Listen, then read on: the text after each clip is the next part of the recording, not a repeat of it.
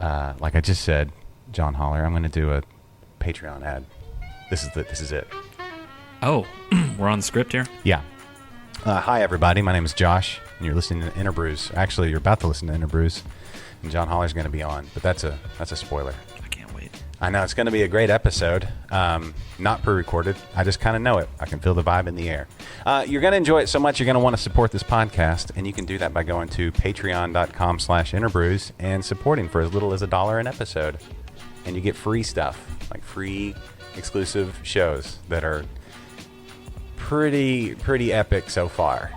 Way better than the standard stuff. Yeah. Do you need to grab that phone? No. See, that's how Yep. amazing being a Patreon subscriber is. This is a little taste. We don't even answer the phone because it's Patreon. It's raw. It's uncut. Yeah. So if you enjoy the podcast, support on Patreon, and we appreciate it. By we, I mean me. So thanks. On to the podcast. The following is a presentation of Stewed Productions. This is John Holler from Holler Brewing Co., and you're listening to InterBrews. This is InterBrews. Yep. And then just like that, we're doing a podcast. Boom. Hey, John. Josh, Thank you for being on the show today. always a pleasure. Thanks for having me So good to out. have you back. Yeah. It is. It's great to be back. I guess the last time this happened was that, The round table. that round table. And at that square table over there. That's the beauty of radio. That was about a year ago. Yeah. And actually, your fellow round tabler, Matt, was on last episode. Yeah, I had the pleasure of listening to that. That was great. They're funny guys. Those guys are funny. Yeah. So I enjoyed that one a lot. Yeah. This is going to be way less funny than that. I don't know. I feel a little funny. It could be unintentionally funny. That's the only shot we have. Well, the one thing we don't have Mike to kick around today. Mike. I really enjoyed listening to Mike on all the episodes, but that one was great.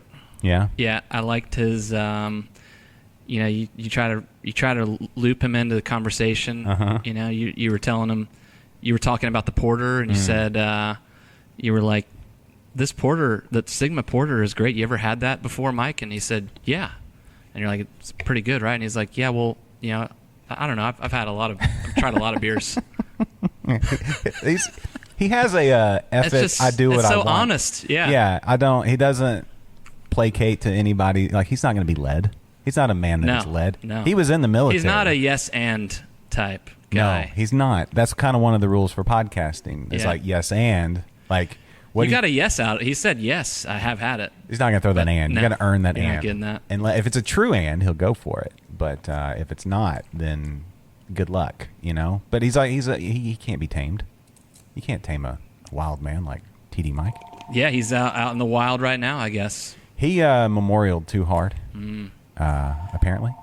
Really wanted to honor those who sacrificed by partying. Yes. Yeah. Well, It's great. I mean, Mike, he did serve our country. He was in the Army. Okay, well, He was discharged. I'm sure it was honorable. we can assume that. Honorable enough to where we don't know about it. Poor guy's not here to defend himself. I mean, But that's his fault. yeah. I even texted him early last night, and he didn't even answer the text. Kate answered the text. Everyone knows, and we talked about this earlier, but it's worth repeating, especially because we weren't being recorded earlier, but everyone knows that Memorial Day is so that you can party hard on Sunday. Yeah. With Monday to recover. With Monday to recover. You don't... Party hard on Monday. Yeah. But I guess, like we talked about, Mike has his own... Yeah. He can't be led. No. Yeah, that's what I did on Sunday. Mowed the yard and then partied in the backyard with my family. It was great. Well, your family was there, Yeah. but they weren't partying with you. No, it's kind of like a solo deal. Yeah.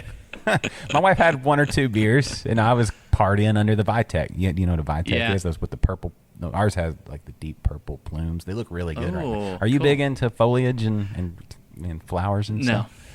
Dude, let me tell you. Yeah. Uh, That's all Catherine. She actually used to be a florist. Oh, really? Yeah, so she handles that. so if she was here, she'd be like, she'd be all about she'd be it. schooling me Yeah. on technically. You know, so. this episode would be better if she and Mike were here. But we're gonna do what We'll we do have. it anyway. Yeah. We work with what we got. That's what we do here at the brewery. Listen, we you work don't with what we have. you don't get to this many episodes by saying everyone's got to be perfect. Yeah. You just thinking about how much better everything would be. right. That's a No good, one wants to hear that. No, that's a good way to get caught up in coulda, shouldas, wouldas. Yeah. Yeah. We're Living in not the past. perfectionists here. No, the enemy of good is not bad. It's perfect. That's right. We're not going to get caught up in perfect. Mm-hmm. This episode may not be perfect, but I mean, It won't be. no, but it'll be perfect in its imperfection, though. It's exactly what it should be. It just depends on how you define perfect. Isn't that the case with everything these days? Yeah, that's right. Everything's That's in the right. It's up to definition. us. One, before we get too far afield, this beer is delicious. Is this Pils? Is this dollar? That's Pils. Dollar That's Pils, y'all? the Holler Dollar Pils, y'all.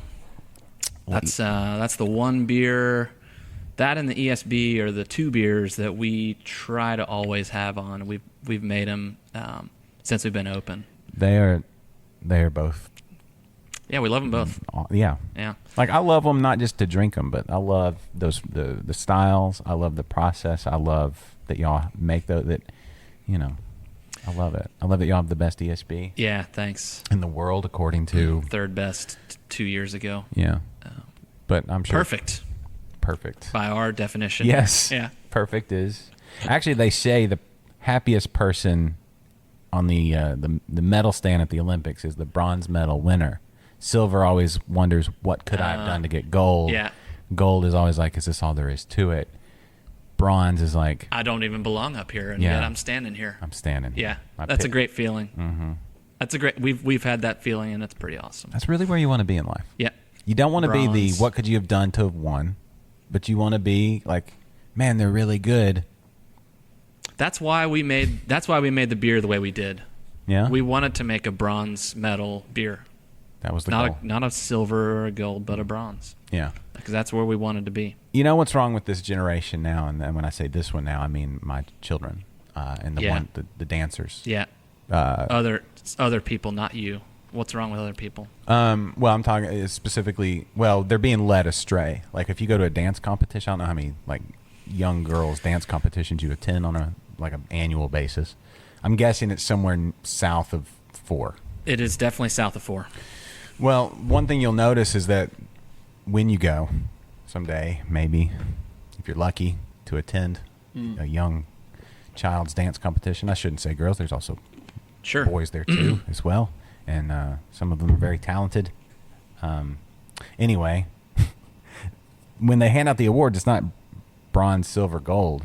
They do gold, double gold, and platinum. Oh. So everybody gets a gold, but then you can get a double gold, and then you can get a platinum. And then this last one we went to, they did double gold, platinum, titanium, which I was like, titanium not as good as platinum. I mean, it's a very strong, durable metal, Yeah, but no one's. but it's not as valuable. Yeah. I don't know. I don't think Catherine would have been happy with the titanium ring. Yeah. I think it's that song that probably. Uh-huh. This was also the competition where the lady she had the one person in the room who has no business with the mic got the microphone and then extended the competition. The award ceremony about like 45 minutes each time, and there's 6 award ceremonies throughout the day. So if you have all those different dances, you're like 3 hours behind Yeah. at the end of it, and Yep. not getting home until midnight. Double gold. What is double gold? Is that a thing? Is that a metal? Mm-hmm. Double gold. Mm-hmm. But it's not on the periodic table. No, it would be, what's the symbol? Is it AU or AG? What is it? AU? AU. AUU. AU. Ow. That you're right. That is that's an outrage. Mm-hmm. The metal thing. Yeah. So, I think it takes away from your bronze. They're gonna be like, what? I don't even know what that is. They're gonna be like, is that, does it have a nice tan? Is that what that is? It is kind of a bronze colored beer. Yeah. Anyway. So anyway, that was ESB was a medal winner that we're still proud to serve it. It's probably English ales are like the least sexy and least trendy style right now, and have been for a while. And I think they'll be unsexy for a while, but I like that. we like it even more. Yeah. That's why. Unsexy is the new sexy. It is. Yeah. I think so. Anyone who looks at us would know that we believe that. We live that. Yeah, we live it. Yeah, we're not just saying it. Yeah. So we do. Yeah, we've got Margaret Thatcher Naked on a Cold Day is a best bitter, so it's lighter in color, a little bit lower ABV, but still a very English ale. Very malty, a graham cracker, and then that nice spicy hop note. And then we've got a Luya milk stout, which is an English milk stout. So we love English ales, and we have some diehards that come in here specifically for our English ales. Do they come in and talk about like Brexit? That's like seems to be like the hot thing lately. Yeah, I think they're just they like the beer. I don't think they're really, but I'm not in here when the tap room's open, so I don't know. They might. Yeah. Anything's fair game in here. You can talk about that stuff if you want to. Yeah. I don't know anything about it other than that. Brexit is like it's a big thing. Yeah. They've been talking about it for a while. It seems like it's been going on for a while. Yeah. They were supposed to Brexit. The Brexit thing was like 3 years ago. But they haven't Brexited yet. Yeah. And so there's been some other stuff, but I don't really know because I'm not English. Yeah. I'm American. Yeah. Texan. Yeah. Houstonian. I can't even keep up with our own stuff, so I definitely can't keep up with the European, British stuff. Yeah. That's the thing. We don't. That's one of those things we don't have to get worked up about because it's just not even on our list of things. It doesn't stop most people from getting worked up, though. That's true. It's just like another thing to get outraged about. Yeah, but one thing to get that was worth getting worked up for. Beer to go, beer baby. Beer to go, yes. Yeah. Congratulations. Thanks. From all the beer lovers in the state of Texas and beyond that come to Texas, thank you for all your hard work. And, Man, I was really just one of the. I had a front row seat to the whole thing, but I was really a spectator / cheerleader the whole time. So we had Adam DeBauer was like our leader, team captain, and then we had CraftPAC and the Brewers Guild had Charles and Caroline working that, and then Josh Hare is the Hops and Grain.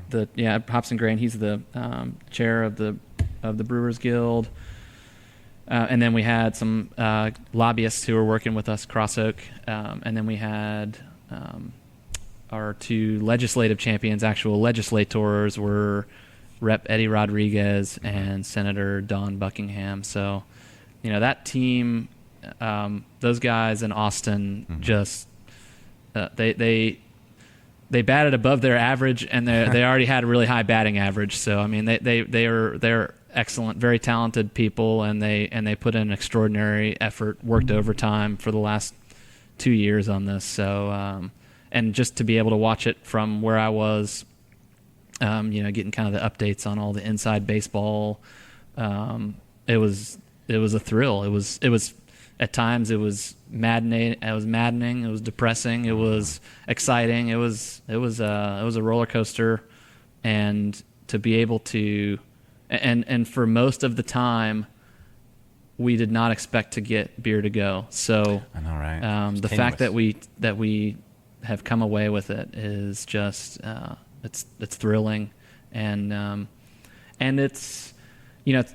Can't say enough good things about what Beer to Go will do for a lot of the breweries and even, some brew pubs that may be able to switch to a brewery now. But it's also, we've spent so much time beating that drum and talking about Beer to Go and worrying about Beer to Go that it's just nice that we can move on. Yeah. Yeah, it was a long time coming. It's still got to get signed by the governor, right? That's right. Yeah, we can't take it for granted, I guess, but yeah, it should. Does get signed. Representative Rodriguez, y'all call him like E-Rod? E-Rod? That's what they call him in the not Rep Rod. Rep Rod. No, they call him E-Rod. Okay. Yeah.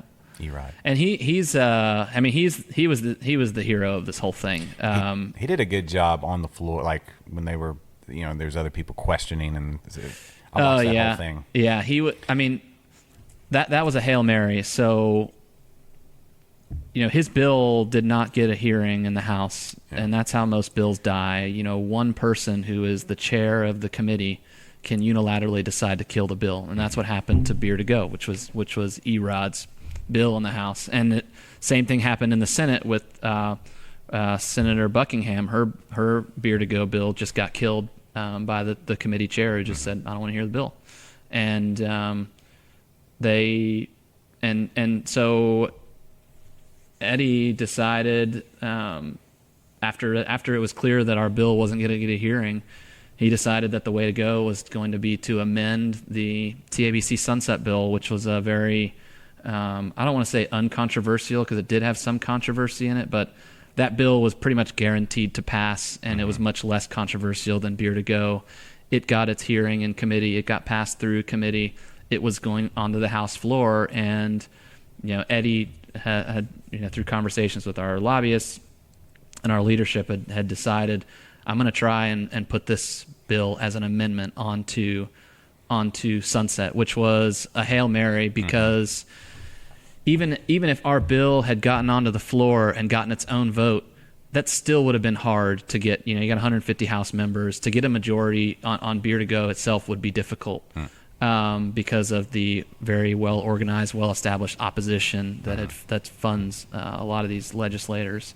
But the fact that it was going to go on potentially as an amendment to another bill gives legislators another reason to vote against it, because they could say very credibly, they could say, I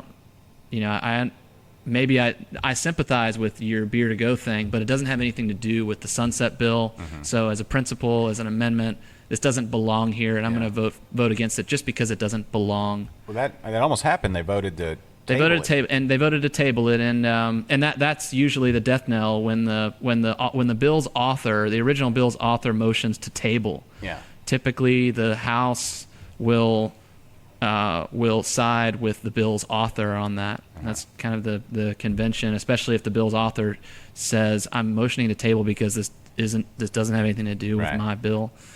That's a very credible argument, and it was true in this case. Beer to Go was really tangential to the TABC sunset, but Eddie made such a compelling argument, which was, yes, that's true, but we did try to go the standard route with our bill, and our bill was unfairly shut out from getting heard. And it was unfair because this bill had 40 signatures from House members, 40 out of 100, maybe 37, something on that order, out of the 150 House members had co-authored this bill, more than any other bill that had gone through that committee. And that committee decided to shut it down. And so, Eddie's contention was, yes, I understand that this may not be within the strict confines of the Sunset Bill, but I believe that you all being the other reps, you all deserve a chance to discuss and to vote on Beer to Go, and this is the only way that you're going to get that chance. And he made a very compelling case. He rounded up a coalition. And he was working the floor all day, making sure that he could get the votes, and he did it. The thing I didn't understand, I mean, there's a lot I didn't understand because they're using a lot of legal terms and things like that. But a lot of big words. Yeah, yeah. I don't understand what y'all are saying, but I hope we win. Yeah. They did the initial vote to table, and it was tabled, but then they're like, "Hey, can we look at those?" Isn't that crazy? And then it's like 6 people that weren't there voted to table, and like 1 or 2 to not. Like, hey, how did y'all vote? It's insane. When you're not there. How does that work? I couldn't believe it, and I think anyone on the outside feels the way we do when they saw that, and anyone on the inside just says, "Oh, well, that's just how it's done." But just to recap for the listener, they did a motion to table, which was a motion to kill Beer to Go. And we're sitting in the gallery watching, and what happens is the 150 reps, each of them has a desk with buttons on it, and they can push the either aye, which is yes, I want to kill the bill, or nay, which is no, I don't want to kill the bill. And then if you're absent, you can vote absent, or I think your button is you can check out in a way where your button is disabled. I'm not sure, but anyway, what happened was the initial vote was, when they call for the vote to table, it was let's see, it was 72 to 71 in favor of tabling the bill, 72 to 71 to kill the bill. And it was like all the air left the room at that point. Everyone was just like completely dejected, after all that debate, and so close. We didn't quite make it just because of one vote. And then somebody requested, it was Rep. Stickland requested a verification vote, which is where they'd say, okay, let's make sure those votes are real. and when they requested that, I thought, well, this is stupid. Of course those votes are, of course the votes are real. If they had to, if they request a verification vote and it's any different, then it kind of would undermine the integrity of the whole process. Yeah. And lo and behold, 7 of those votes, I think it was 8 of them actually. One of them was a vote in favor of beer to go, and 7 votes against beer to go were all nullified because it turns out that the people who voted weren't actually there. And so then they said, okay, reverse it. It's 70 to 65 against tabling the bill. We ended up passing, and everything was fine. And it was like, well, that was, everybody just kind of walked away after that, and I'm like, hold on. Yeah. Hold on. Why aren't we doing an Why isn't someone going to jail here? And I tweeted at people. I think Representative Farrar from here in Houston, who actually tried to push along some beer, was voted to table, but then she's like, oh, I wasn't there. Yeah. Well, who voted in your place? How does that happen? No, I never saw anything Nothing. about how that works. Is that I still don't know. I don't know. What I've heard is that it happens all the time and everyone's cool with it. Somebody just reaches over and hits their button. Someone hits the button, and it could be that sometimes you could, if you're a rep and you want to vote a certain way, but you don't want the accountability, you can say, "Hey, Josh, I'm going to go to the bathroom real quick. Just go ahead and hit the just go ahead and vote the way that you're going to vote." And I think once they go through the verification, then the representatives say, "Oh, I had to stay in my district or some or whatever." Yeah. Whether that's true, I don't. Yeah. Who knows? Yeah, that you hope that it just doesn't go to a verification. And no one knows, but yeah, it's unbelievable. There's a lot of really illuminating and depressing things that you learn from watching how your government works, and that was I agree. That was pretty amazing. Yeah, it worked out. I'm ecstatic that beer to go, most likely, at this point, is going to be a thing for breweries in Texas. Finally, Me too. But one thing that was I don't know why it was stripped out, and I haven't, you tweet at people and as easy access as there is to people potentially with social media. If somebody just doesn't respond, they just don't respond. But the beer before noon on Sundays got taken off the Senate version. Yeah. And I'm like, that's a bummer. Who's against that? Yeah. Well, somebody who hates convenience. There's some I think the distributors are against it for some reason. Anything that changes anything that doesn't make sense though. But it's not like they have to move more product or anything. I mean, they'll sell more product. I don't know. I don't want to put. Maybe they're not against it. I think the reason it didn't get passed was that there was really nobody pushing it in the Senate. And yeah, so there was, what happened was this bill passed the House. The Sunset Bill passed the House with a couple of amendments on it. One of them was beer to go, and one of them was that changing the hours on Sunday that you can buy beer. Just backing it up 2 hours. Back it up 2 hours, so start at 10 rather than noon. Everyone in the House was like, this is freedom, this is Eagles, I'm voting for this, and that actually made our case for beer to go even better because that amendment went through first, and then beer to go was up, and the bill's author in the House, the original bill's Chairman Patty, who's the Sunset Bill was his.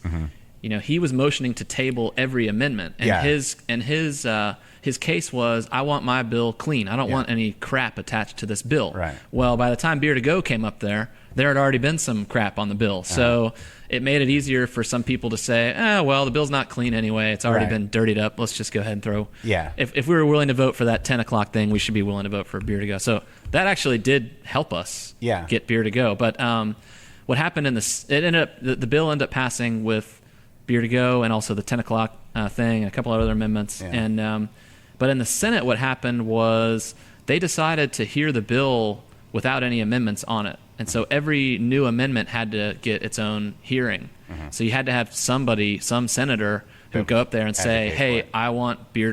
That was what Senator Buckingham did, go up there and say, I want Beer to Go, baby. So there was just nobody. There was just no one who wanted to carry the bill. Mm. Yeah, they've got other things to worry about, I guess. Yeah, the problem with those, one, if they weren't law now, there's no way they'd ever be passed. Like if it were just like you can buy beer anytime at a grocery store that a grocery store is open. If that were you could say that about the entire most of the TABC. Right. I mean it's I think I did I was looking at the word count. It's like 150,000 over 150,000 words just on how to buy and sell beer in Texas. Yeah.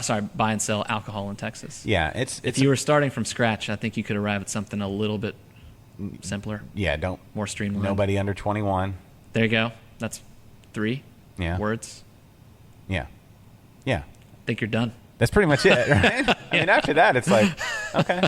And then the other stuff, like, drinking and driving and that sort of thing, that's not TABC. No, it's not TABC. And all that stuff's already taken care of. Mm-hmm. So that's why when somebody appeals to those things, like, oh, well, man, if you buy beer at the grocery store after midnight, people are going to drink on their way home. It's like, the bar next door, literally next door to the grocery store, is open until 2 a.m. where you're supposed to. Yeah, it's illegal to drink on the way home.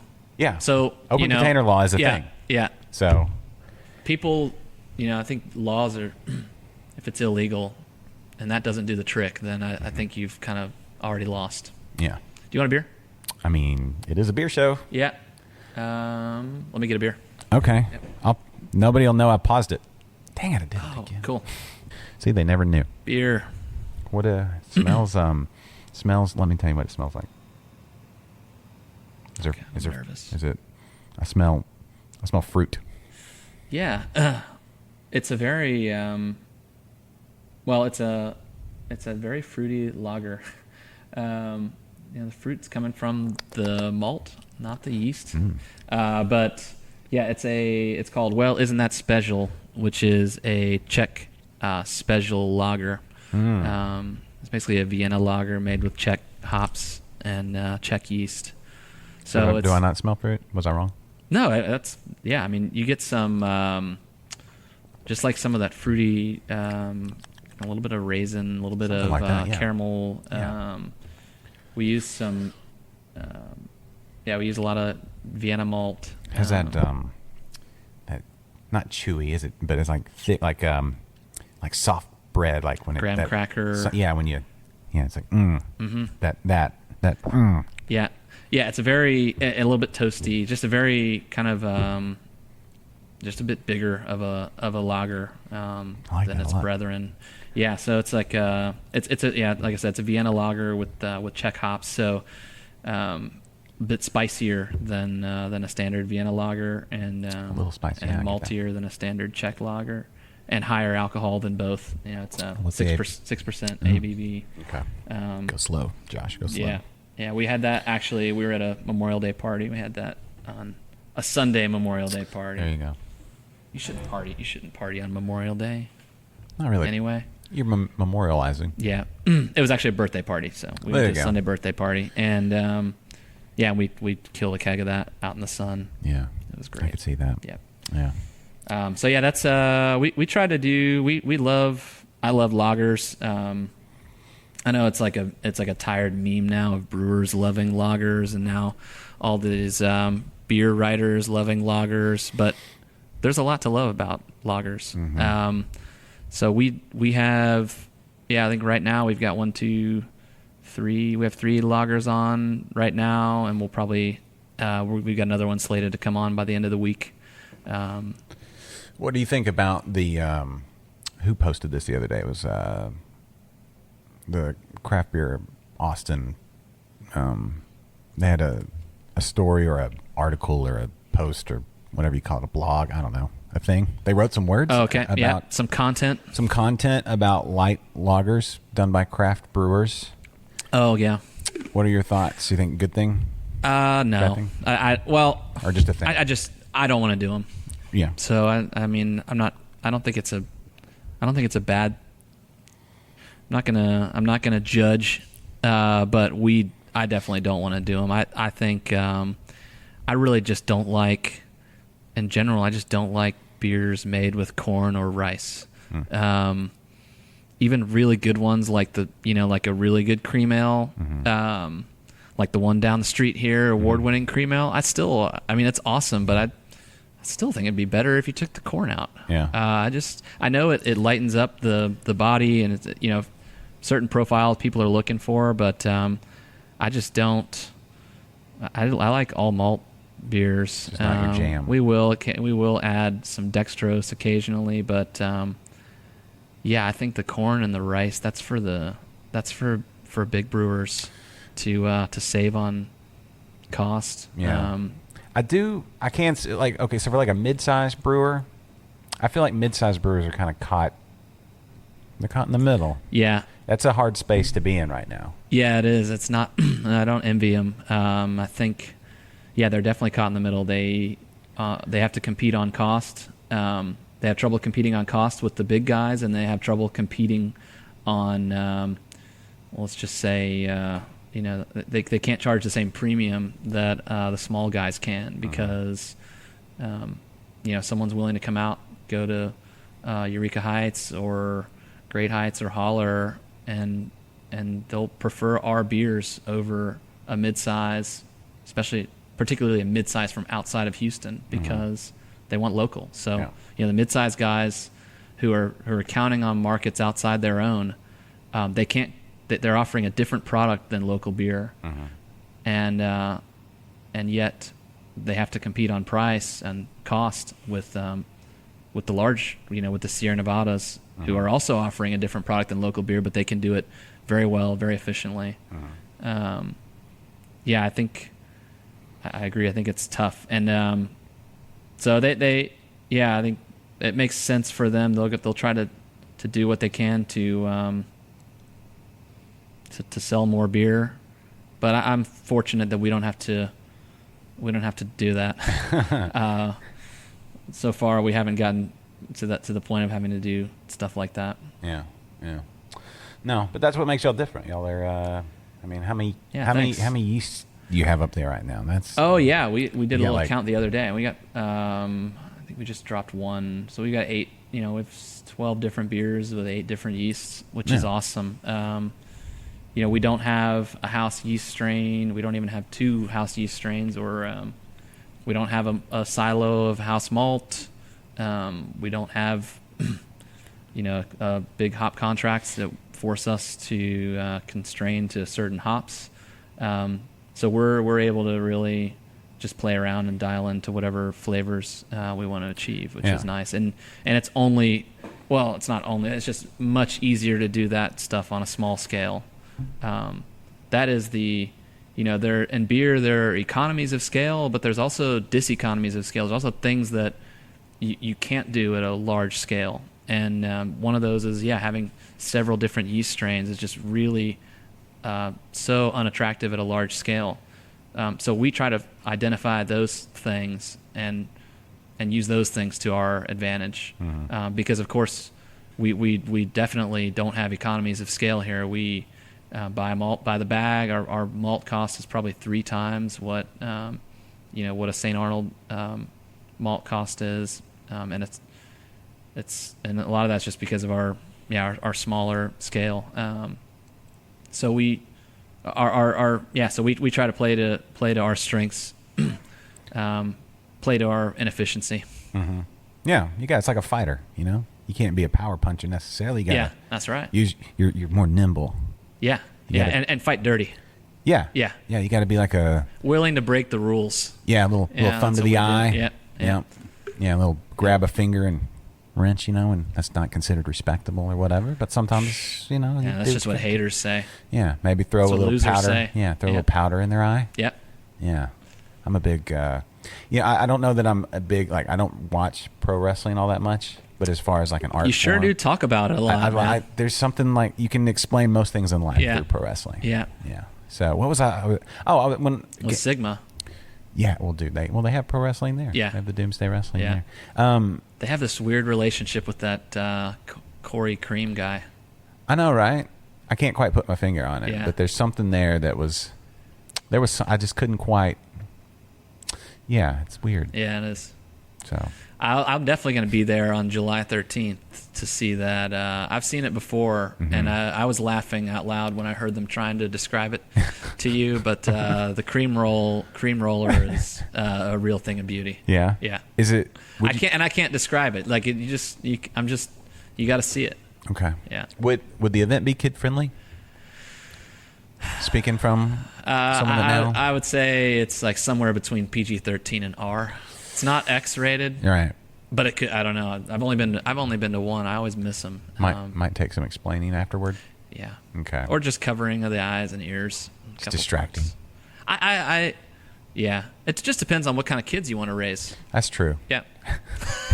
If you're fine with damaged, I mean, that's fine. They'll have to learn eventually. You don't want pristine kids. You don't want they need a little rough around the edges. Yeah. You don't want them to be too fragile. Yeah, you want them to endure this world. It's tough. In that case, yeah, definitely take them. Okay. Yeah. Like this weekend, we had some learning experiences this weekend. We watched Footloose, the original Footloose. So we learned all about angry dancing. When Kevin Bacon is angry and he puts the tape in his VW Bug and goes to the place. And Never seen it. What? Really? Yeah. You've never seen Footloose? Never seen that. I've never seen, what's the other one they talk about? The dance, Flash Dance. I don't know that I've seen Flashdance all the way through, Yeah. but you've never seen Footloose. No, is that like a must watch? I mean, I think you'd enjoy it. Kevin All right. Bacon. All right. Oh, And yeah. John Lithgow. Oh, cool. John Okay. Lithgow, the best bad guy. He kind of straddles both lines here. He's like a bad guy, but then he also has kind of a redemption kind of thing. All right, we'll put it on the list. We're always looking for movies because we've given up on. We just don't watch very many of the shows. So Yeah, I feel like VH1 had it on a loop. Back when I had cable, 8 or 9 years ago, I feel like VH1 had it on a loop for a good year and a half, 2 years. So I'm surprised that you just didn't come across it at one point. I didn't really watch VH1. Never? Well, I mean, yeah, like back in the '90s. When I had videos. Yeah. And Yeah, because pop-up videos? Yeah, once MTV stopped doing the videos, you had to kind of VH1 was the refuge for a bit. But then VH1 stopped doing videos. They just started doing all these weird reality TV shows early on. They were doing The Surreal Life and RuPaul and all this. Yeah, but they did. And then there's MTV2 that started doing music videos, and then I'm guessing they stopped doing music videos. I don't even know if that's still a thing. Yeah. I don't know. But they had the pop-up videos, which were great. I felt like I learned so much from pop-up videos. Do you remember those? I hate that pop sound in the music. Sure. But if you've seen the video a billion times and you're just trying to learn what happened here. Yeah. Like November Rain. Let me get it deep on November Rain. Yeah, that was pretty cool. That was pretty neat. So maybe one day R.I.P. pop-up video. Yeah, I guess it's not around anymore. No. We should do pop-up podcast, pop-up InterBrews, and have a little bloop. Bloop. And I don't know. You got to pay. That's probably cleared. The patent's probably run out on that, or the sound. whatever. Yeah, you could probably. Or I could just do my use own. Slightly off, different key. Yeah. Different different key, different time signature. Yep. I'll do it in 3/4. tricks. Yeah. Cool. I don't know there's no visual part of this podcast, at least not yet. What do you think about that? You listen to podcasts. Yeah, I've never done the visual ones because I'm usually doing something, while I'm listening. So driving or cleaning a tank or something. So I've never done the visual thing. Okay. I switch back and forth. Yeah. Like there's some things I watch on YouTube when I'm eating breakfast or whatever, and then I take it to the car, and I've got Switch. unlimited data. Uh-huh. I just let it play. Yeah. I don't watch it obviously when I'm driving, but Yeah. so that's kind of where I'm at. I bet you take a peek here and there. If they Get reference a red something, light, if yeah. they reference something, Yeah. if they're just talking, it's fine. But if Yeah. they reference something like, "Oh, check that out," Yeah. probably shouldn't do that. Yeah.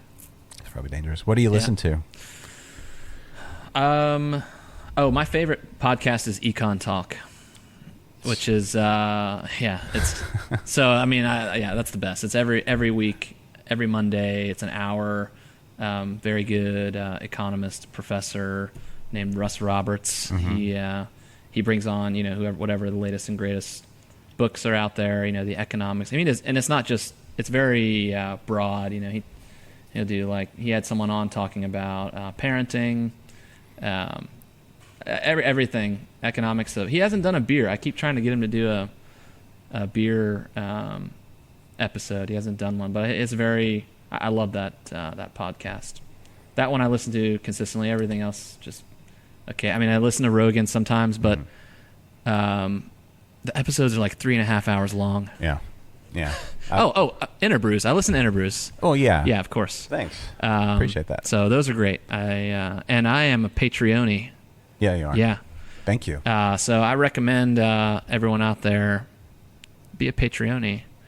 And if you have a friend, give them can you do it like a gift? Conscript someone else as a Patreon-y, for their birthday.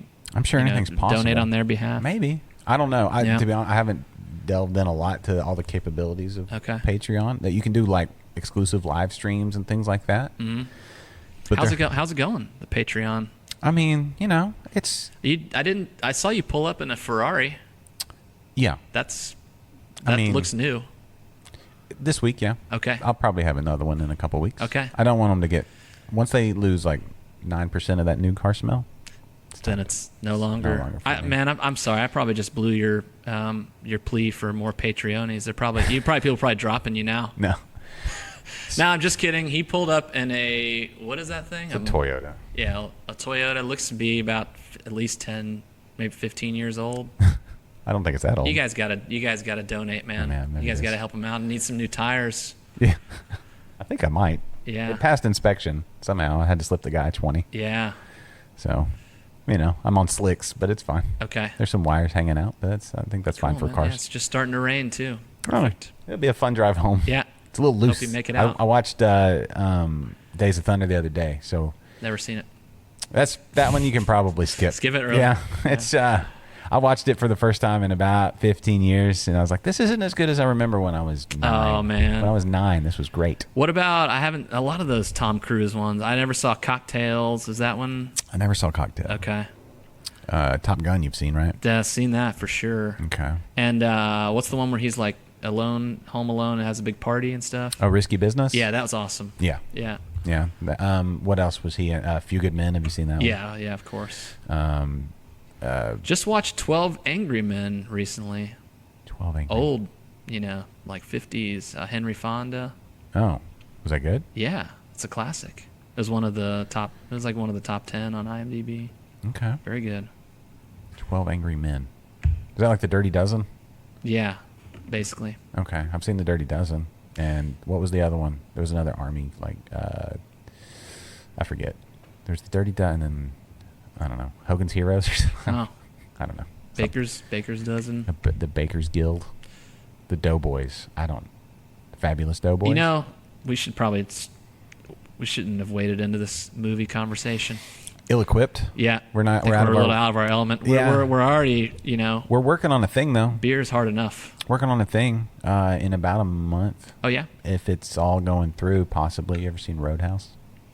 I'm ashamed to say I haven't, but I keep hearing great things about it. If you haven't, don't watch it. Coming back around. Wait until, if you can tear yourself away from here on a Sunday night, maybe. Working on a thing. It's not officially official, but okay. If it were official, it would be happening at Bearded Fox. Sweet. Okay. So, maybe a monster truck involved. It'll be pretty epic. All right. I'll mark my calendar. I'll just go ahead and block off that month. Is there a date or anything? Probably I think it's 23rd. Okay. Would probably be the date. Cool. If things work out, but that's all tentative. Cool. Yeah. Sounds like fun. It's gonna be pretty awesome. Yeah. If it works out. If it doesn't, then it's just a lot of talk about something that just fizzled, and then it's sad. I need to see the movie anyway, so if it doesn't happen if this thing doesn't happen in June, I'm just gonna go ahead and watch it. It's on Amazon Prime. Oh, really? Mm-hmm. For free? Yeah. Yeah. Okay. Yeah, it's one of those like must watch. I think I'm just gonna go ahead and watch it. What about? So I was having this debate. I say that the John Wick movies are the best action movies of the 2010s. Like pure action movies, not just movies with action. What about the Liam Neeson? Taken? Yeah, What are the day? I think those are earlier. those are earlier, and then the Bournes are earlier. Yeah, those are quite. So a bit really, earlier. there is no There's competition. no real. It's just all. They just win by default. Maybe. Yeah, because you can't put superhero. The cape shit doesn't count. No, that doesn't count. And then and no. Yeah, I think it may be just by default, but they're great. Have you seen All right. John Wick? Yeah, And I love the first one. I mean, has there been 3 now? the third one's in theaters now. I haven't seen it yet. Okay. The second one, I was like, I can, it's cool, but it didn't. It was very sequel. Mm-hmm. The first one was amazing. Yeah. Yeah. That poor dog. Yeah, they shouldn't have messed with that dog. Yeah. He's Keanu Reeves, man. Yeah. He's great. Yeah, that was excellent. I agree. I think, celebrity-wise, he may be like to have on this podcast. I don't know that it would ever happen, but That he's high on the list. yeah. Yeah. I would be like, I would take a day off work to make that happen for sure. I don't know who else I would for that. Wow. A short list of people you'd do that for, I guess. Yeah, Yeah. pretty much.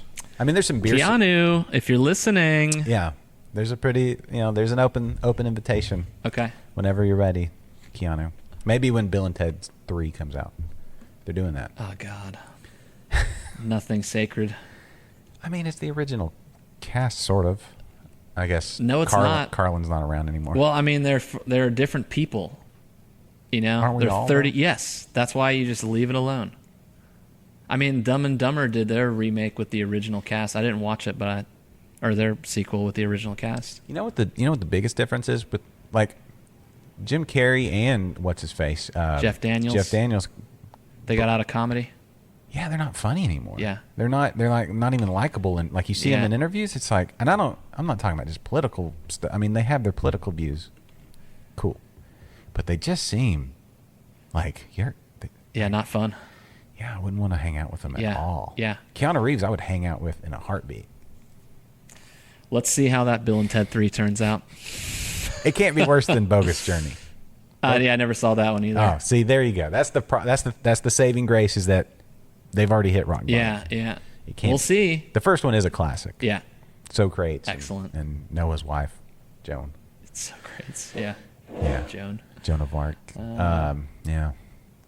What else? What else did we talk about? Beer. Let's talk about. Yeah, so that's a special lager. It has a. You want me to get you? It has a brother. Does it? beer. Yeah, What is it? I'm gonna get it for you. I'll just keep talking All right, you go. because that's what I do. So, one and all, as John walks over to get the other beer, be on the lookout. It would be June 23rd at Bearded Fox. But again, like I said, we have to dot all the T's and cross all the I's, and make dot the J's too if they're lowercase for sure.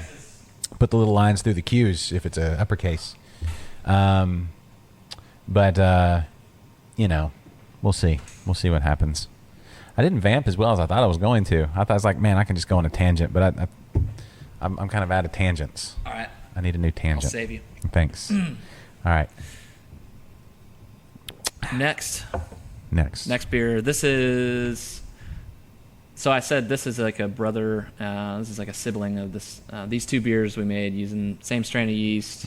They're both Czech Lagers. The one you just had previously was a special lager, so kind of amber colored, and this is a dark Czech dark lager called Bohemian Moonlight. That smells. Very, very rich, malty, Yeah. caramelly. Yeah. This is like rainy day. Yeah. Like wear a sweater. Yeah, we're going to... Sales for it have kind of slowed down since the weather has turned. But it still occupies a nice niche on the tap wall. So, yeah, we made it with floor malted Bohemian Pilsner malt. Floor malted Bohemian Pils. From Bohemia. From Bohemia.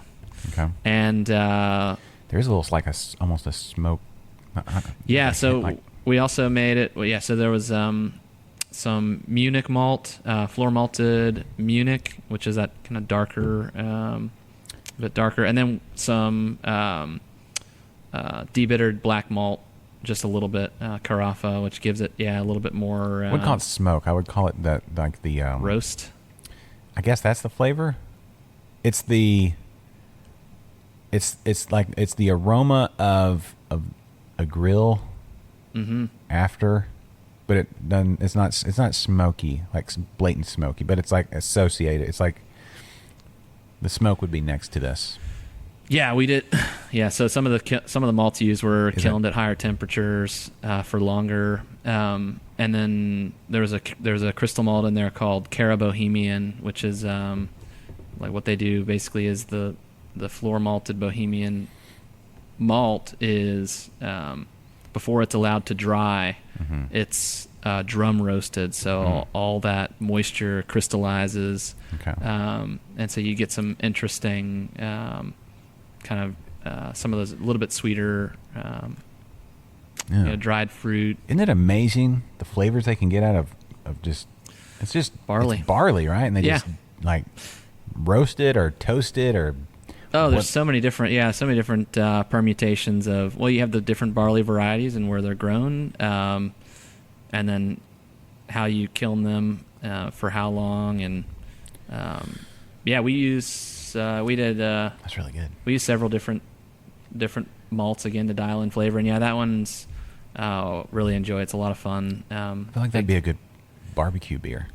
Yeah, I think so, because it's like a brisket, it is. I said it's harder, moves a little slower in the summer just because of its color, but it's still a lager. It still finishes clean. Yeah. It's still quite dry.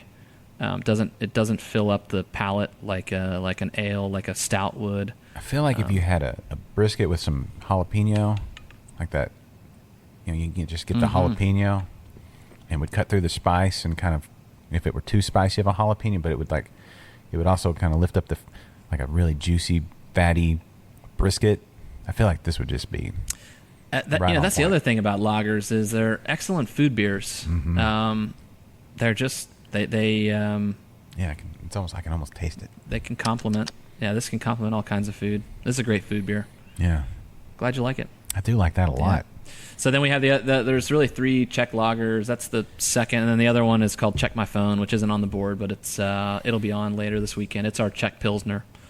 So it's you had the amber colored, the Vienna one, the dark one, and then we've got the Czech Pilsner, which is just super super clean, but still has that spicy hop aroma that the other Czech lagers have. If you had to choose between German or Czech Pils forever, if you had to,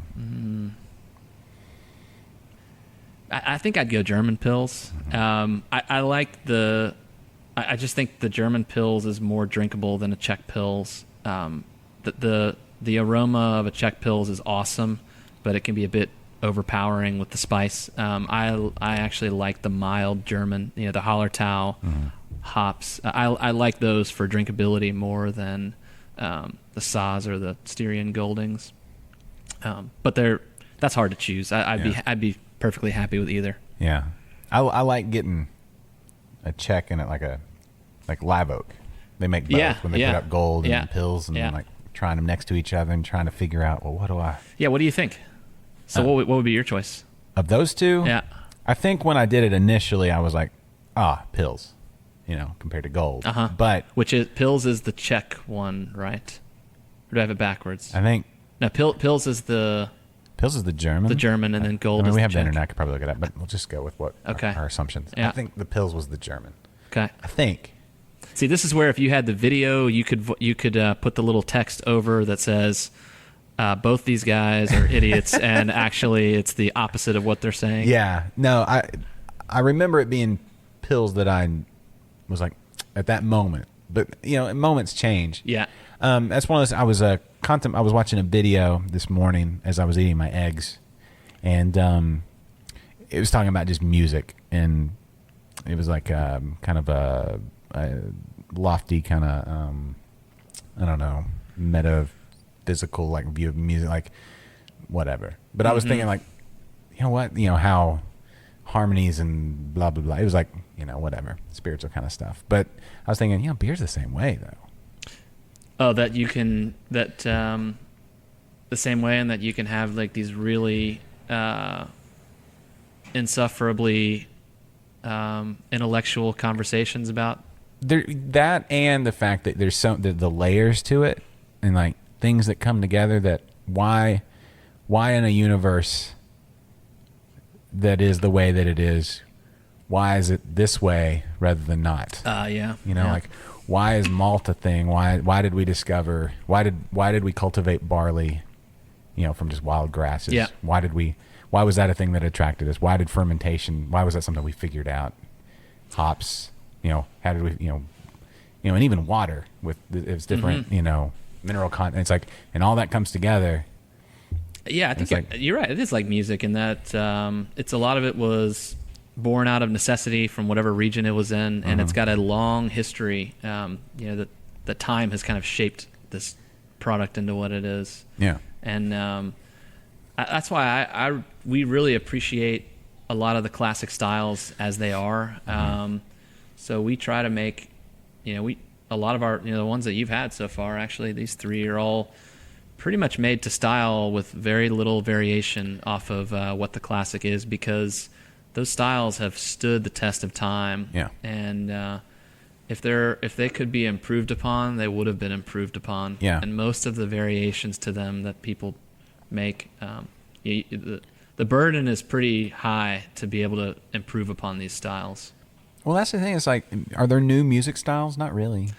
People are sampling stuff and combining some stuff. Yeah, like it's just become such a cesspool. Like, I know this is like part of our we've just gotten old now, and this is what every generation says when they get old. But god damn, if it hasn't just degenerated into.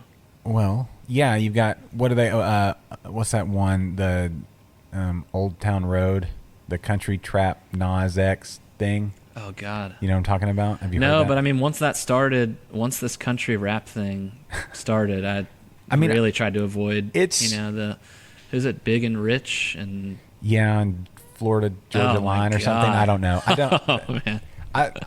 Maybe there's some good stuff out there, but the bad stuff is just so bad that it really keeps me away. I feel like with rock, like genuine rock. We don't have any like genuine rock music going on now that is moving it along. Like I feel like it got, and maybe this is just a generational thing. Speaking like you just love the music you grew up with, but I feel like 90s was good, and then you got into about 2000. You got a little bit, but then it fell off hard. Yep. And now it's like just rehash of something else. So like Greta Van Fleet is just Led Zeppelin. It's a Led Zeppelin cover band. Yeah. There's some others out there. But as far as like what's new, there's really nothing. I mean, if you I think if you showed a Martian like, you had him listen to the radio in 1960 and 1990 and 2019, let's say. Okay. So each of these three samplings are 30 years apart, right? Mm-hmm. I think anyone who wasn't familiar with it would think that the 1990 and the 2020 are pretty much identical.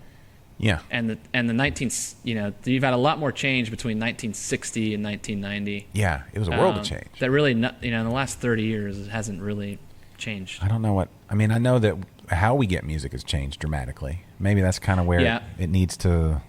That was the thing that needed to happen, and that's where everything's been concentrated. Kind of like with beer, like the styles came around to a certain, like we've had these styles for 100 years. Like what new style do we have now that we didn't have? Well, there's the one that everybody wants. The hazies, that we have. Right. Let's see, 2 of them on the board right now. Right, and but it took how many years for the, all the classic styles to be reintroduced, like through the 90s, the ambers and the browns and the porters and stuff. Mm-hmm. And then you had the IPA or the pale ales and the IPAs, and then it was just the IPA, and like and now we're just kind of, it's a variation on IPA, but it's not like a new style. I don't know how you get everything's going to have the same ingredient, but it's like, know what I'm saying? At some point, like a Hefeweizen is way different from a Pilsner, but they were founded Yeah. like how far apart, like this far apart on a map, you know? Yeah. Like, I don't know. I think the hazy IPA and the IPA, I mean, that really those really are new,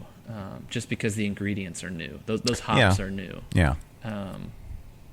I think if you hadn't had those new ingredients, then yeah, you wouldn't be able to invent this. You wouldn't be able to branch off as far as the IPAs have now. So you think we're a scientific innovation away from some new, really cool new shit? Like maybe musically too? I don't know. Like like a new instrument or something. something Yeah. like a new chord progression or new like quarter. You're a music guy, right? You play music. I mean, I have. Yeah, because I mean, I don't know. I'm now I'm like a curmudgeon. I just listen to the older music, I'm like, and I'm just giving up on new stuff. what's your like when you play music when you're brewing or I mean, is it all podcast? Have you done- No. We play music. We've got like, I mean, I like the probably what the generation before us said was like the same stuff. Yeah, said that it was complete shit. You know, I actually like the '80s new wave stuff. So we got a whole playlist of that. All the same stuff we play in the tap. We have an '80s new wave. We have I have like all the cringeworthy '90s rock, like the grunge, and then even a little bit of the new metal, like Disturbed and stuff that like my parents thought was horrible. Just through the lens of time, all of a sudden these things don't seem that bad. No, and I think when you look back at the '90s, I think Soundgarden of all this, like the Seattle grunge, I think Soundgarden was the best. Oh, you think so? I think so. When you look at everything in its totality, and They had a lot of they had a lot of breadth. I think I really like Alice in Chains, but they definitely had a very unique sound. unique sound. You knew an Alice in Chains. Yeah, first note. Yeah, because of those harmonies. So they're kind of stuck in Yeah. like what they're singing. Yeah. And Nirvana had a very limited deal. Yeah. But I like all the grunge stuff. So yeah, I listen to everything that's. Greta Van Fleet I listen to because they're basically Led Zeppelin cover band. So yeah, basically what everyone we listen to what everyone else listens to. There's a all female Led Zeppelin cover band. What were they called? Not Dread Zeppelin. That was the reggae Zeppelin cover band. What were they called? Somebody's like yelling at their earbuds right now. But they were pretty good too. That music is just so good. Yeah. Like when the levee breaks, just that opening drum beat. I'm not going to get into a big music thing here, but I'm going to be listening to that on the way home though, for sure. Yeah, I mean, I would do, there's like some good, the London Philharmonic, I think it's either the London Symphonic or the London Philharmonic. I think it's London Philharmonic does, they have like 2 full albums of, maybe it's just one, of Led Zeppelin music that they cover, and just the music is so good. Yeah, it really is. So that's the problem, is that was so good. Where do you go from there? Yeah.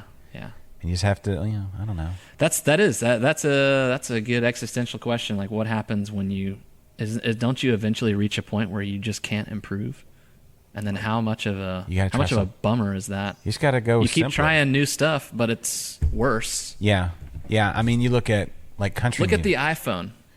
It can't. Yeah, it's gotten worse. Yeah. Like they tried to keep improving it. Now they got this fucking dongle thing that is like. That's an abomination. Yeah. I mean, they can make it bigger or smaller. They could have just left it. Yeah. And that's what we can't do, right? Right. You can't just leave it. Maybe leave, like the 4s, I feel, with the metal were the best structured iPhones. Oh, yeah. I forgot about the metal. Yeah. So I missed that. Bring back a hardier phone. I like the bigger screen for some things, but the smaller screens were good for just... It's almost too distracting with the big screen. It's like a mini iPad. Those things are, those are outrageous. I'm on this thing. And the battery life has gotten worse. It just amazes me how we can't. They dumbed down the battery life. Like this is an 8, and it doesn't stay charged near as long now as it did when I first got it. Yeah. Because they do that on purpose. They do their thing. The processing thing. Yeah. They want me to buy a 10 or whatever. I mean, I heard y'all, and this is really pervasive, is video games. I mean. There's this obsession now with getting back you have there's a new Sega Genesis coming out that just basically is an old just a new version of the Sega Genesis coming out later this year. Hey, because that stuff was better. It's just gotten worse. And I know every generation says that, but I think we're right. This time it's different. It is different. Our generation's right. I think there'll be some stuff like I would happily trade I would happily trade away everything since Super Nintendo and Sega Genesis. I'd happily just trade all that stuff away. I could have done without Halo and Call of Duty and everything. If I could just, if we had just kept, I don't know, keep a working Super Nintendo with. I would disagree just on the sports games. Oh, okay. Yeah. You have the ability to keep stats and the ability to here's what I miss when you had PlayStation 2, like when you could take the college game, make a player, go through college, and then draft him into the NFL. Yeah, that's pretty neat. You can't do that anymore. And that's not necessarily the graphics on the sports games are cool, but I like running up the score. Yeah, making myself as a player and man, I'm really good for the Texans this year, aren't I? Mm-hmm. And that's the one thing that EA didn't get right. I wanted the same dude, me, through college. I want to play multiple sports. I want to play for the Rockets. Yeah. I want to play for the Astros and the Texans. If there's a conflict I'm like, which team are you gonna play for today? Oh, well, no, actually, the game for the Texans is at noon, and the Astros don't play till 7. You can do both. That's what I would do. That's pretty sweet. That would be sweet. That's the thing. And you could loop it in with the Grand Theft Auto, so you could just decide to go and blow up a building or that steal would be some cool. cars. Yes, yeah. They missed. They messed up. But maybe there's still time. So maybe they could bring it back to that, like an all-encompassing world of sport. Yeah, thing. Yeah. Sports shoot 'em up warfare. Yeah, sports and carnage. Yeah, there's a thing there. There's still hope. There is still hope. But yeah, I think you're right. Some of those, I love the NES games. I had a Genesis. I had to mow yards all summer long to buy my Genesis. Mm-hmm. I had Joe Montana Football 94, which was the first one that had an announcer. And the only name he said was Montana. Everybody else was just no running back. I played that thing for hours and hours and hours. It was great. John Madden definitely got the best of Joe Montana in that competition. Yeah. Yeah. Well, did Montana have any other years after 94? That might have been. Madden really took over. That was his first year with the Chiefs.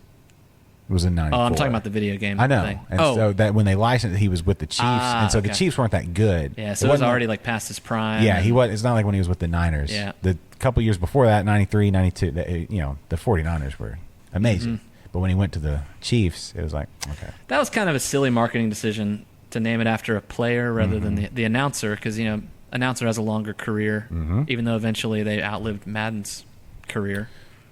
Yeah. Well, no one goes on forever. Yeah, that's God, you said it, man. I know. What are we doing? Drinking beer. Yeah. Do you want another beer? I think I'm good because I'm really going to enjoy this last. Okay. I mean, I could, but I'm going to let's just talk. Let's talk about you. Let's talk about. Oh my God, you sure you don't want another beer? No, how are things with how's parenthood and all that good stuff? It's great. So Catherine and I, birthed our first child in January. Yeah. Margot Holler, she is turning 4 months old tomorrow. All right. So, way to go. Yeah, it's been great. It's the whole third of a year. Third of a year. Mm-hmm. Yeah. This is our first. We're kind of learning on the job here, just like we have been with the brewery. You kudos to you. I don't see the dark rings. I had dark rings. Man, we got so lucky. We were prepared. I wasn't prepared. I was trying to brace for that, because that's what everybody tells you is, going into it. They're always when you're out in the open, people say, "Oh yeah, this is just going to change your life for the better. It's the greatest thing that ever happened." And then they'll take around when later on the same guy will be like, "Dude, by the way, get ready for a kick in the balls." Oh yeah, because this is going to be, you have no idea what's coming. You're not going to get any sleep, and so I was pretty worried because we didn't really have. Holler Brewing is pretty reactionary in its paternity leave policy, so we didn't have a plan for everyone kept asking us how are you gonna, because Catherine and I work full time here, and then we're pretty much it. I mean, we have some help, some good help, but we shoulder a lot of the work here, and we didn't really know. So Catherine, the plan was we hired on Lewis, who's awesome. He's our keg guy. Fills and washes and delivers kegs, which Catherine used to do. So he does. He stepped up, and that's given Catherine some relief. And Catherine does most of the rest of the stuff. She just works from home on invoices and payroll. And I've been still doing the brewing. So I don't know how the hell we would have been able to operate on no sleep or even reduced sleep, because coming in and working a 12-hour day, even on a full night's sleep, can be that's tough. difficult. Yeah. So we got so far so good with Margot. She's been a lot of fun, and she's been easier than some of the stories that I've heard. Yeah, I would imagine. I've never opened a business, but I would imagine your opening of a business was a good boot camp. Yeah, it was. I mean, and it's similar with the emotional things come up, and you don't, and really there's nowhere to pass the buck to, and you just need to figure out how to deal with it. That happened all the time with the business, and still does. Yeah. But that's how parenting has been for us so far too. Yeah, it's very similar in that way. And what parenting is easier with parenting than a brewery is there's a lot of people who have been parents. Yeah, you can ask a whole bunch, and you can do most of it in your pajamas at home. Yeah, true. The hardest parts. Yeah. Yeah. You don't have to get dressed. You don't have to brush your teeth. Yeah, she doesn't care. Margaret doesn't care. Yeah, at least not yet. But then once she's 10, she'll make snarky comments all the time. Geez, Dad, you're getting really hairy. When are you going to shave? There's some of that. That's it's both sides of that. It's you need to shave, and you're losing your hair on top of your head. Oh gosh. And they know, they can see. Cruel. They pick up on the little normally with most people. Your wife wouldn't say anything like that to you because she doesn't want to hurt your feelings. Well, and to her it doesn't really matter. At this point, it's we're committed. At this point, it's oh, you're going to pick on me? Why don't I pick on you? Yeah, we're not doing that. That's not it. Let's not go down that. Yeah, but it doesn't really matter at this point. And when we joke around at work or with my friends, it's okay, we're all losing our hair. We're all almost 40 or 40 or whatever it is. But they my daughters, they can see the slight little bristle that I normally can keep under wraps. They pick up on it, and then they're okay, that's where you go. When you're looking to hurt just a little bit. Man. The ones that love conniving. Yeah, you love them most. They're 12? My oldest is 12, and my twins are 10. Okay, yeah. And the summer's about to start. And summer is coming. Yeah. So summer way busier than the school year. Do you do summer camp or anything like that? Yeah, dance camp? No dance camp. Actually, I think we're retiring from dance eventually, midsummer. Okay. But we're doing a volleyball camp, and then I think we're doing some basketball leagues. And summer is actually way busier than the school year. Uh-huh. I'm ready. When school starts, I'm thank God. Yep. They're going somewhere for another 6 hours today. Yep. And they're probably being indoctrinated with some, questionable whatever thing. But it's just take them off your hands. Yeah, just tell them whatever you want. It's fine. Yeah. It's fine. Whatever. As long as I can just. Yeah. Well, the teachers are getting a break for the summer. They need it to recharge. Sure. Yeah. Yeah.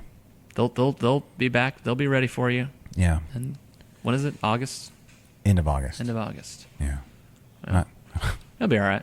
It'll be good. Now we'll do some fun stuff. We're going to Galveston. We're going to go to Arkansas. I think we're going to Hot Springs, which I grew up in Arkansas. I never went to Hot Springs. Cool. So how hot are the hot springs? I mean, pretty hot. Like hot tub hot? Yeah. Yeah, cool. Yeah. Actually, here's a little side note. They used to do spring training there before there were teams past St. Louis. So that was as southern and warm as they got. Yeah, yeah. And Babe Ruth, when his last year with the Red Sox, they did spring training in Hot Springs, and he would go to the spas and then go get drunk because it was also the neutral ground for all the gangsters. So Capone and all those guys, they would shoot it out in Chicago, but everybody would come to Hot Springs, and that was cool neutral territory. Everybody no beefs were talked about at all in Hot Springs. And so Hot Springs is this big gambling and horse racing and all the stuff there. It's got this great history, and there's some good breweries there too. I hear. Yeah. Old Bathhouse Brewery or something like that. So Cool. I'm looking forward to. You know what's great is there's good breweries everywhere now. There really is. It's awesome. Yeah, all across Texas. Yep. I mean, when's the last time? Have you been out of town? Yeah, we were in. We went to about 6 months ago. We did some of Hill Country. Yeah. And passed through a couple Hill Country towns. And every little town has breweries. Has a brewery, at least a brewery. Yeah. And we actually got to go out to Real Ale, which we had never been to. That's a cool one. In Blanco, yeah. And it's out in the middle of just. It is, nothing, yeah. But there's another brewery in Blanco. Is there? Yeah. Oh. We just passed it going to Real Ale. Like downtown, or is it? No, just on one of these country roads. Yeah. So, but yeah, I was just impressed with the proliferation of the brewery in all these places, and you know, the beer is good. It used to be. I used to be worried if you go somewhere and the town only has one brewery.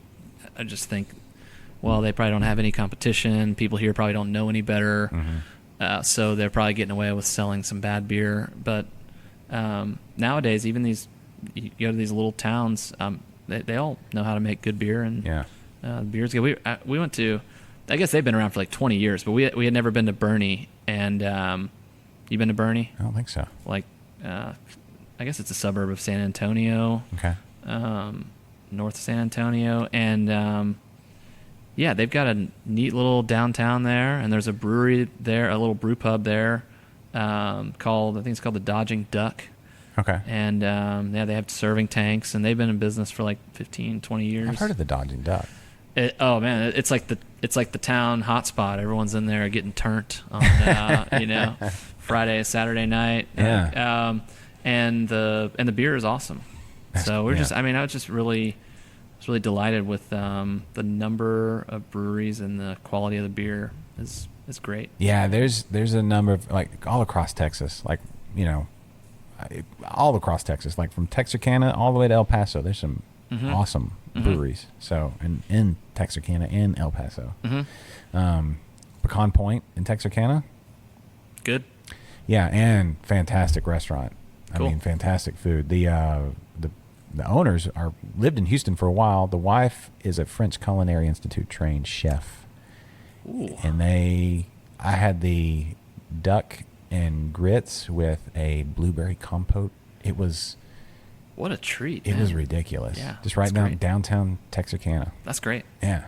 So. Yeah, I mean, my one complaint. Oh, it's not my one complaint. One complaint is, like, we actually don't have that many places like that here in Houston.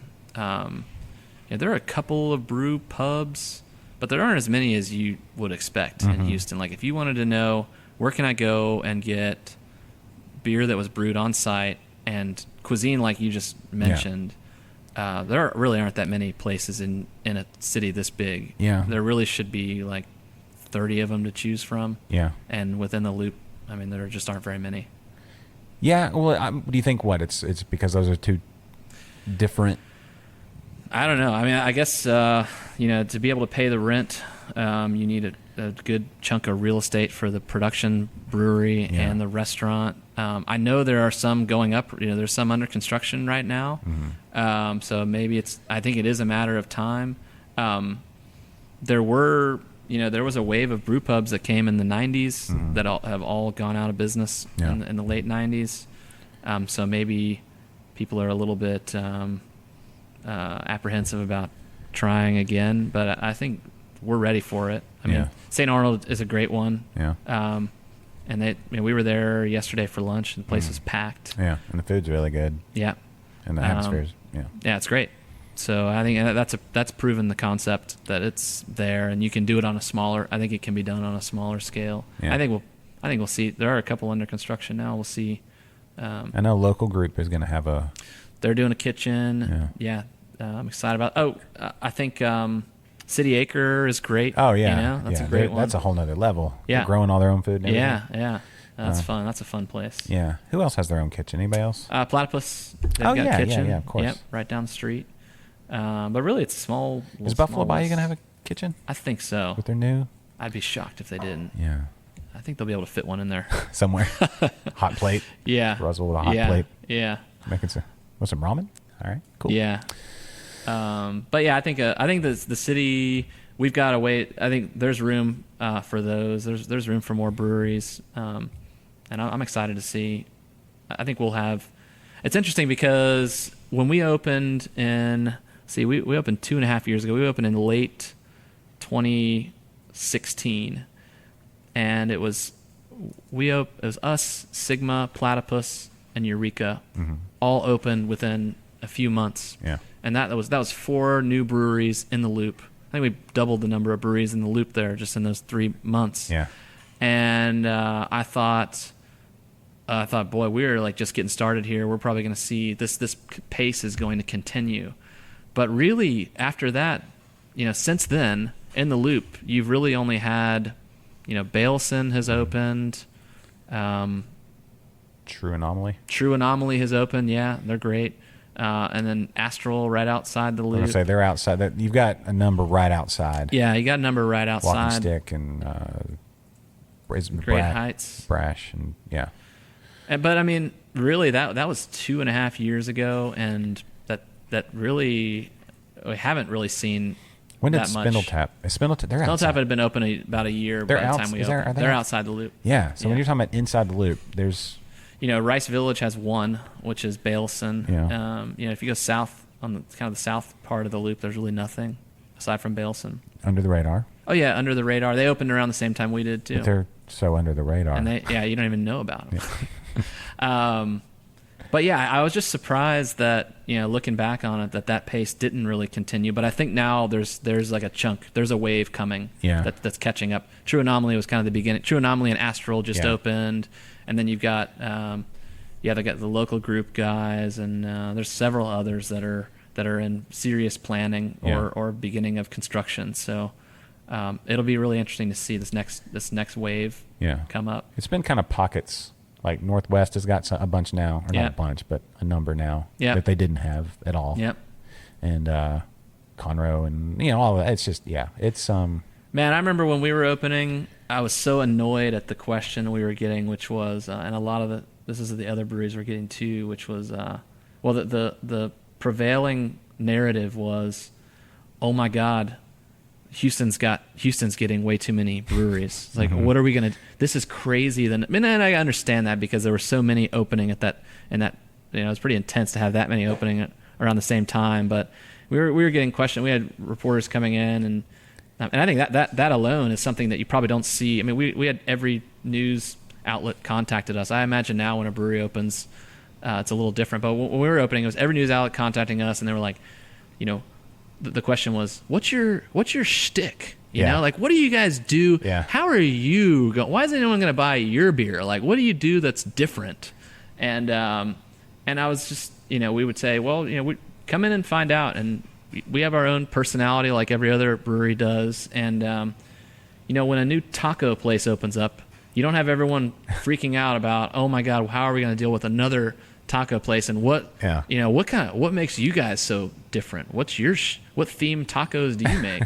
And I think beer in Houston has moved beyond that now to where these places open and everyone just goes, oh cool, there's another brewery opening.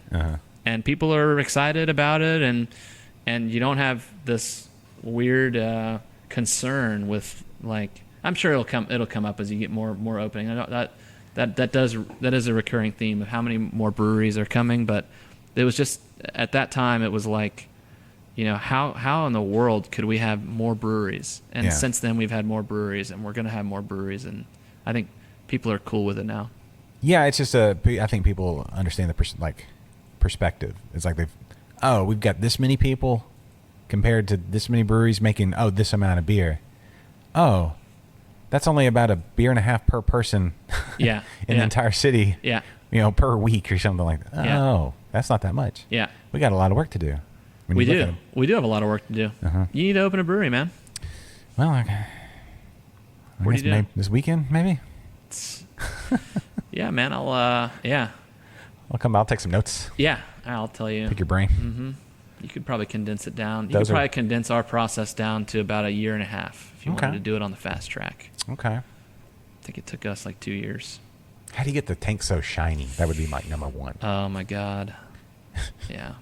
Because they look great. It could always look better. It could always use a polish. Yeah, if you ever want to come in. Just polish them up? Mm-hmm. Okay. Mm-hmm. You know what I saw over at Sigma that, I'm a little trade secret. They had some lighting underneath. Oh, I'm yeah. kind of a lighting junkie. We got that too, actually. Do you? Yeah, we got our. So we have our partner in crime here is Jorge. You see him over there scheming, but he's our hospitality manager or director. So he does all the he runs the tap room, does all events and everything, and he's brought in some pretty cool little additions. And one of them we have the lighting back there too. Nice. We just didn't put it on for you. Oh, that's fine. That's Yeah. fine. Okay. Yeah, it's not for me. So yeah, don't worry. We ripped off Sigma. Good. Well, yeah. There's some other places that I just think it looks good. You just have to find your color. It's like blue. You're like this. What is this blue? Oh, blue? I think it's like a little light show. It kind of the lights will change. But I'm saying you got like a signature color, right? Yeah, we do the color of those bar stools. Yeah, I love at home. I've got the Philips Hue lights. Not. They don't sponsor the show, but I endorse them fully. I love them to the point where my wife won't let me buy any more for a while because she's like, They're different colors. 16 million colors. Oh, how the, cool! The bulbs change, and you can sync them up to anything, music, and it's badass. That's cool. Yeah. So party at my house. Philips Hue lights. Yeah, the bulbs, smart bulbs. Cool. Love them. Noted. Okay. Well, that's once I start talking light bulbs, we're out of stuff. That's all we got, or folks. it would be bottom of the barrel. It would be another hour of just all light bulb talk. Yeah. Placement. That is for the Patreonies only. Yeah. So That's why you gotta open up that wallet, folks. Yeah. Don't let this opportunity pass you by. Yeah. You don't want to be regretting this one. Patreon. You got enough regrets as it is. You don't wanna add this to the list. .com/InterBrews or InterBrews.com/Patreon. Either one works. Oh, that's cool. Or follow the link on the website or Google. Do it.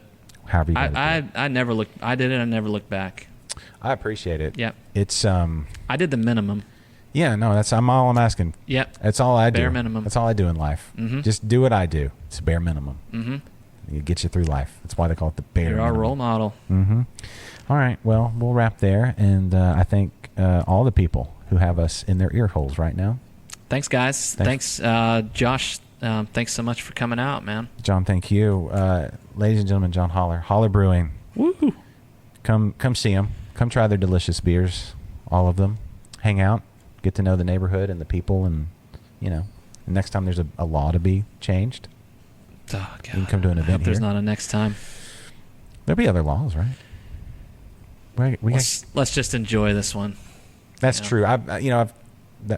Forgive me. I'm sorry. Yeah. It's Let's not ask for more. it's the podcaster already. in me where I'm just like, what's next? Yeah, what's next? I You know. This one, we haven't gotten it signed yet, so let's just slow our roll. Yeah.